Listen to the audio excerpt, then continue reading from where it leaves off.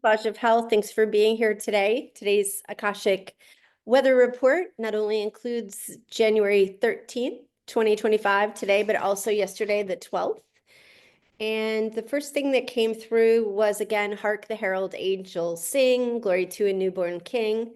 And it was like a hearkening to the past. And I was told windows of opportunities are now opened to seize them. And then Late Body said configurations of the dark can no longer hold you.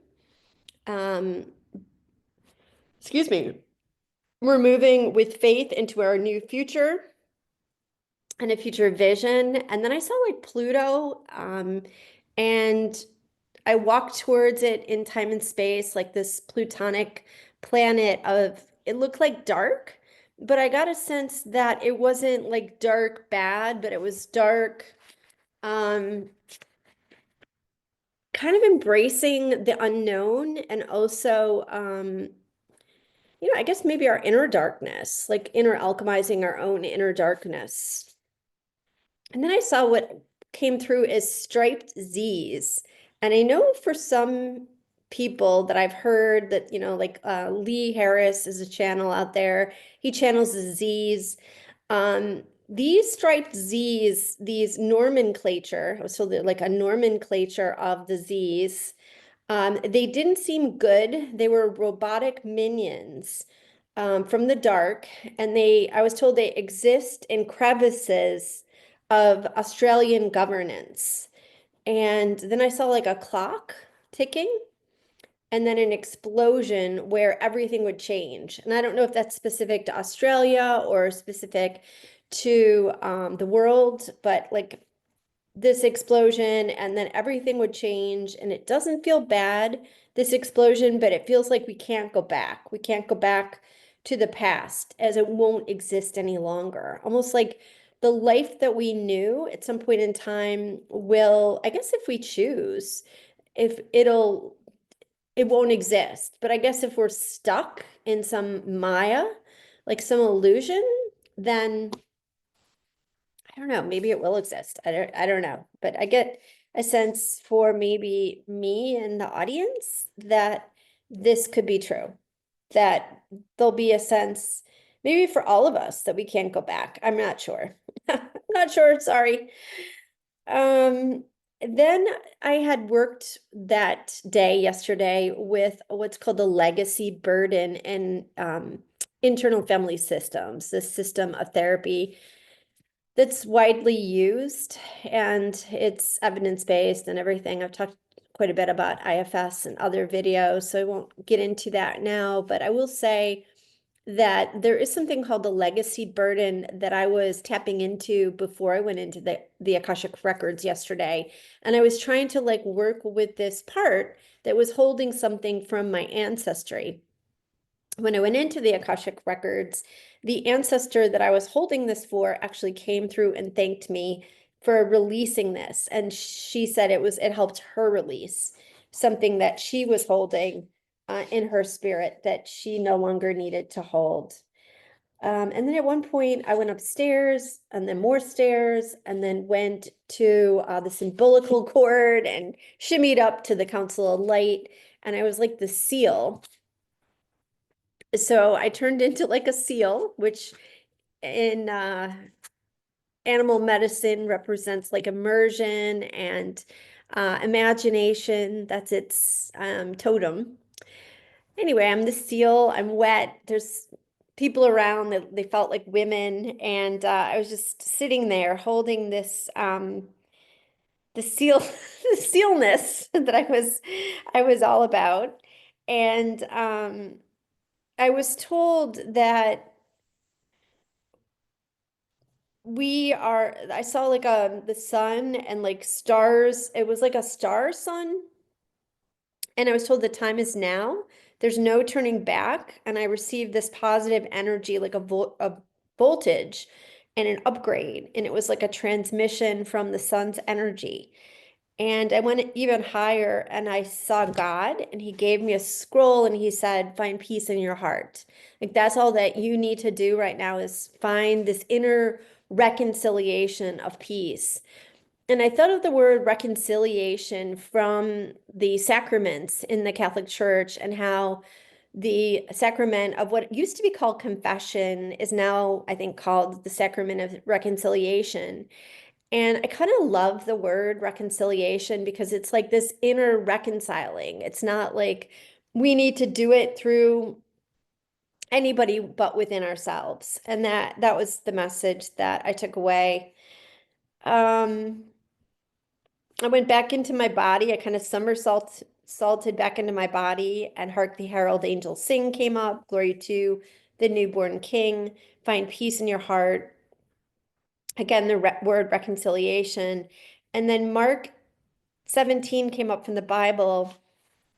And that to me had to do with Jesus saying to the apostles, you think you don't have bread and you need bread, but really think of the bread and the loaves and the fishes, and that you can manifest, manna, the bread of life through your own inner workings. It's a spiritual process. It's not this material dense process that you need to recognize that manna is. So that was how I interpreted this message of Mark 17, but you can interpret it however it seems right to you. And if you want to put it in the comments, I know nobody does, I know nobody really comments, but if you ever did want to comment, I'd love to hear your interpretation of Mark 17 because I am not a biblical scholar. And I'd love to hear other people's interpretation. Today, the Calvary Day, rest assured that things will unfold as they're meant to unfold. I was walking down the records. I went to the catacombs of time. There was a dirt floor and it felt really cold. And I was carrying this lantern. And I go to the end of a hall and I see the Holy Family. And then I go to Antarctica and then Africa, the Sudan, Ethiopia. And then I don't know if that's where North Africa is, but then I specifically was in North Africa. A pilgrimage of faith, the unfoldment of time. And then I saw rain, weather events. And I think of the inauguration, and I wonder how things will unfold. And I get a sense that there will be some kind of something happening. Boulders that are dark. I asked to be shown what I can see of what's next. And I'm held a bit higher by like an ET and see things falling away. Things that are meant to end will, manna, bread of God. I think of the Eucharist as like a representation of manna and just, Christ consciousness that we take in when we receive. I'm taken then by like a Moses-like figure into a room and I see sunshine and a new day will dawn and it will be brilliant, I'm told. It will just be a brilliant new day. Then Switzerland comes up and let's see. I got a sense that troops will be stationed around the country when the inauguration happens, almost like there's some kind of plan to have troops around the country. I think of Wyoming, Iceland, a village in Iceland, London comes up. Something might be happening there. Forgotten not your heart. The time is now for compassion for your fellow humans.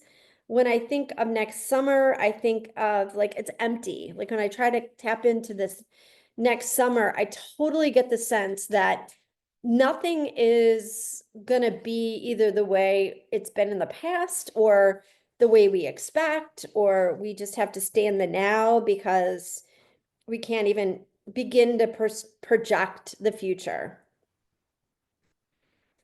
Um, then I saw the earth literally splitting into two, literally, figuratively, like a paradigm shift. And I see myself on one side of the earth, like on an iceberg. And I look at others and I don't recognize them on the side that I'm on. But then they take off their incognito cover and I see they're just people. So it's almost like that flash that I got was this bifurcation of the earth. The one that I ended up on might have been like extraterrestrials or, people that I didn't recognize. And until they actually took off their masks. And then I could see that they were just like me, circle of hope. You're in the trenches now. I grab a balloon. I go upwards in this, I'm literally holding a balloon and I go upwards. It is precarious. I'm lifted above and I'm taken to a spaceship and I feel good. And then I realize what I've left behind, but I'm told there's no looking back. The past is over. Earth as we knew her is gone. I walk upstairs gradually and there's a pyramid. Um, and I go up this side and I go down the other. And they said, wait, the darkest part of dawn is just before day. Don't engage. Sit it out for now. And I look out, I looked out my sliding glass door and I saw snow because it snowed here and then a bird.